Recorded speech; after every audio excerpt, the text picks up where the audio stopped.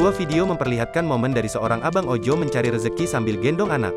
Terekam kamera video yang dibagikan oleh akun Instagram @birunyarina pada Selasa tanggal 26 April tahun 2022.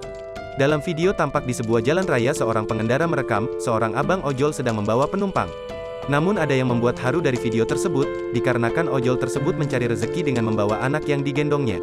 Diketahui dari pengunggah bahwa cuaca sedang hujan gerimis, pengunggah video itu pun salut dengan perjuangan dari abang ojol itu. Dia mendoakan abang ojol tersebut untuk kesehatannya. Setelah video haru abang ojol cari rezeki bawa anak-anak tayang ramai menuai komentar dari warganet.